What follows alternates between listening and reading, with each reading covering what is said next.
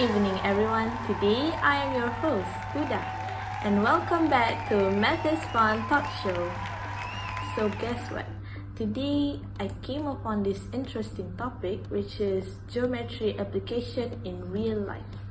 Well, I know some of you might have heard of this, but for the benefit of the doubt, we will be discussing and understand better about this topic with our special guest.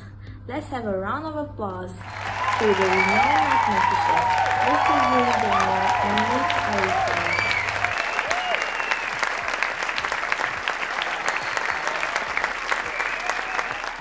Welcome to Math is Fun Talk Show, Mr. Zuri and Miss Arisa.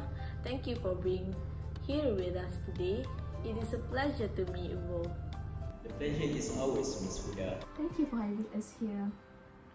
So, as you are aware, today we will be discussing about geometry application in real life, and we might do some calculations of selected geometry. Well, some people are really curious about this. Well, of course, including me myself. Would the two of you explain geometry in general before we get deeper into today's topic? Sure. First of all, as we all know, geometry is used in various daily life applications such as astronomy, navigation, building, and much more. True, there are some applications of geometry in daily life. Plus, geometry in daily life also include in various fields such as art, nature, what's more, building, homes, and architecture. So basically, geometry can be applied everywhere, right?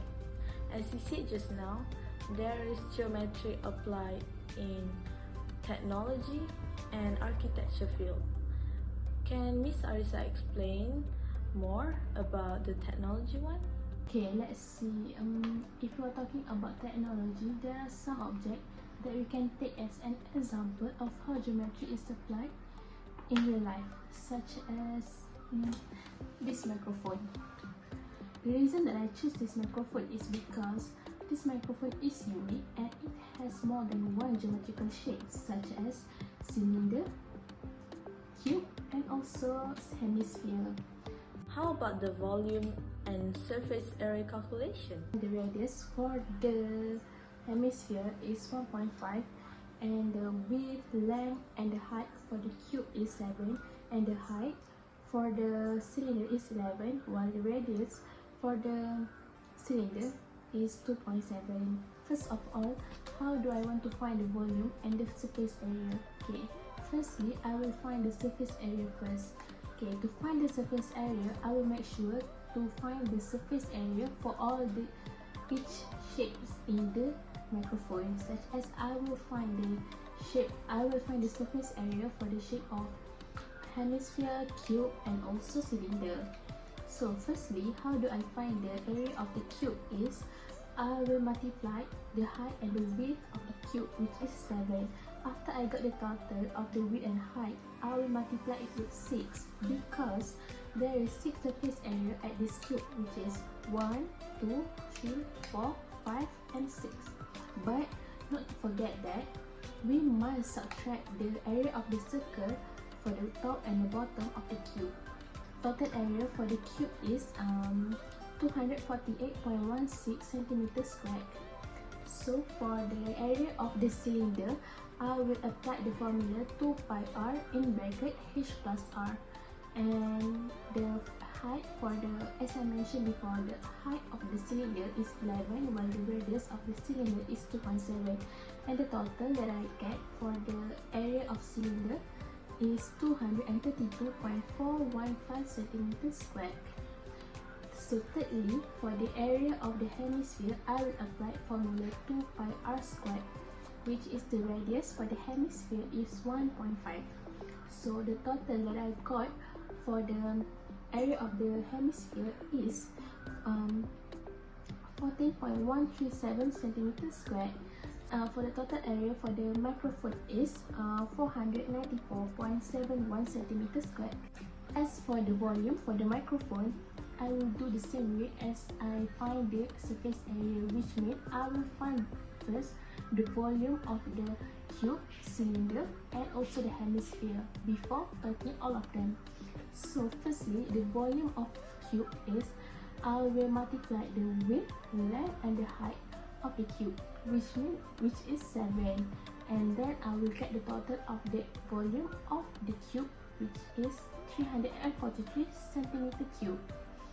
And for the second, for the volume of cylinder, I will use formula pi r squared h, and I will get the total volume of the cylinder, which is 251.92 centimeter cube. And lastly, for the volume of the hemisphere, I will apply formula 2/3 pi r cube, and the volume that I got for the hemisphere is 7.068. So as to find the total volume for this microphone is adding all the volume that I got before, and the total is 601.988 centimeter cube. So I think that is all for the calculation for the volume and the surface area for the microphone. I see. As expected from the renowned mathematician to explain it in an easy way. Okay, moving on to the geometry applied in architecture field. Architects use geometry to create the design of the building, its shape, structure, and height. So basically, the construction blueprint. Am I right, Mr. Zuri? Yes, indeed, Miss Huda. Do you have any building in your mind? I will take CN Tower as an example for this field. Oh, I know that tower. CN Tower is in Toronto, Canada, right? Yes, correct. The CN Tower was built in 1976 by architects John Andrews and Roger Dutoit and structural engineer R.R. Nickland with the help of Webb Zurafa Mankis Hudson partnership. For your information, the CN Tower was the world's tallest freestanding structure for more than 3 decades, but surpassed by the Burj Khalifa in Dubai in 2007. However, the CN Tower still remains as one of the tallest structure in the world, which marks Toronto's skyline at a whopping 553 meters high. Oh wow, that's magnificent. Tell us more about the geometrical shapes that are involved in that structure. Okay, there are 2 geometrical shapes that are involved, which are hexagonal and cylinder. First, we need to know what is the shape of the base of CN Tower. So, the base itself is actually circle in shape.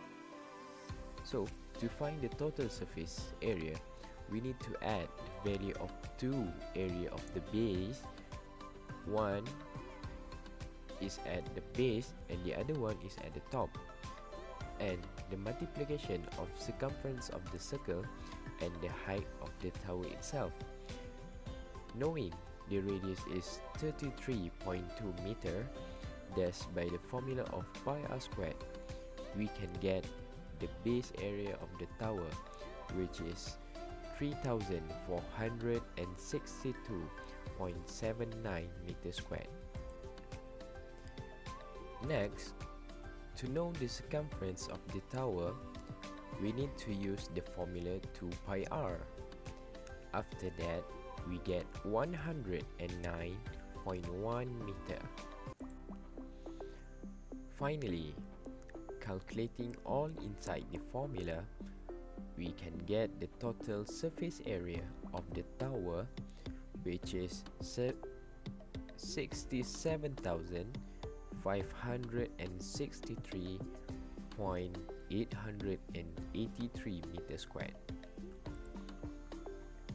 Next, to calculate the volume, we only need to get the base area times with the height of the tower, and thus the answer is 1,916,065.591 meter cube.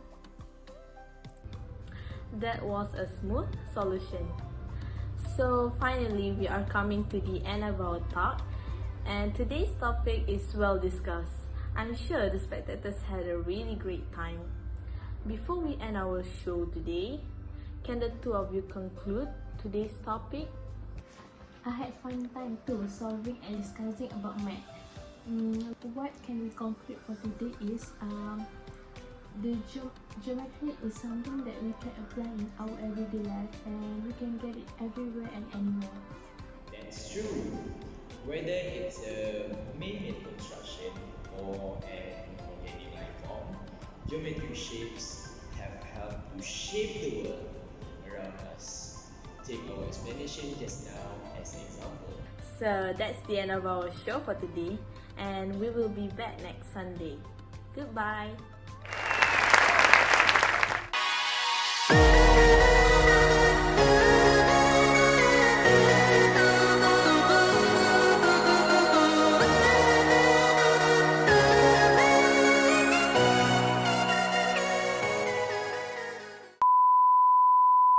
Hi, my name is Arisa Sofia binti Muhammad Yusof and my role in this video is mathematician. Thank you. Hi, my name is Muhammad Zuridin Nabi Yahya, and my role is the mathematician. Thank you for watching. Hi, and Assalamualaikum. My name is Nurhuda binti Shidin. My role in this video is the host. I really hope that you guys enjoy this video, and thanks for watching. Bye.